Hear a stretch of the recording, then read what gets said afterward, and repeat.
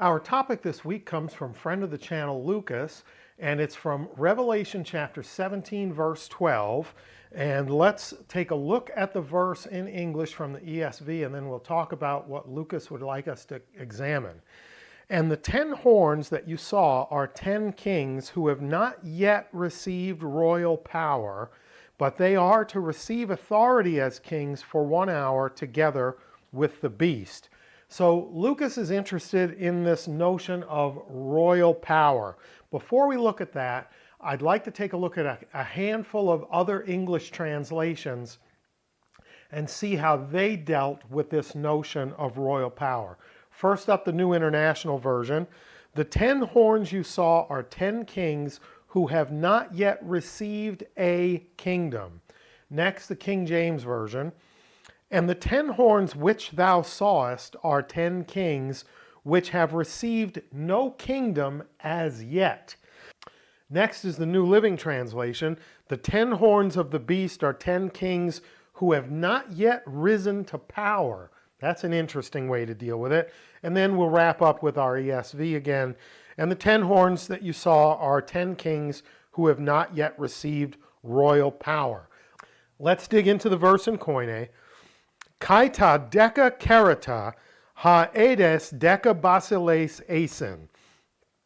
So kai is and, ta deca kerata, the ta kerata, the horns, deca 10, the 10 horns. So kerata gives us the English word keratin, which your fingernails and your hair are made of, as are horns. Antlers are made of bone, but horns are made of keratin. So kaida teka kerata, and the 10 horns ha edes, which you saw. Then we jump to the last word, asin, they are, deca basileis, 10 kings. So in the vision, John sees 10 horns, and the messenger who's talking to John says, the 10 horns which you saw are 10 kings. And now we get to the interesting part for our purpose this week. Hoitines, such as, then we're going to jump to the last two words, upo elabon, have not received, in the past tense, it's an aorist verb, such as have not yet received basileon, either kingdom or a kingdom. Because the key thing for us to notice about basileon is it does not have an article in front of it. We would say it's anarthrous. So basileon is the direct object of the verb elabon. What have they not yet received? Either a kingdom or kingdom. Now the thing is, without the article, we could treat this noun as being definite. You could translate it as the kingdom, but it would be awkward and unnatural for these two things to exist. For 10 kings to receive the singular kingdom, and the other thing is, he could have said the kingdoms, plural, but he doesn't. So the odds are this is not a definite noun. The next option is for it to be indefinite, in which case we would look at it as they have not yet received a kingdom, like a kingdom among multiple kingdoms. And finally, we could consider it as qualitative, talking about kingship. They've not yet received kingship or kingly prerogatives, rights, powers, and privileges. Right? They're not in the role of king yet, because the word upo means not yet. If we were to look at this in a vacuum, it would be a purely subjective decision to decide whether we treat basileon as definite, indefinite, or qualitative. But the good news is we're not going to look at it in a vacuum. Let's look at the last part of the verse. Alexousion hos basileis mian horon lambanusin meta tu theriou. So al from Allah is rather or but, like on the contrary, Then we're going to jump to lambanusin, they, plural, shall receive. Now jump back to the second word, exousion, authority, hos basileis, authority as or like kings, so the kind of authority that one associates with kings. Mian horon, for 1 hour, meta to theriu, with the beast. So what do we know?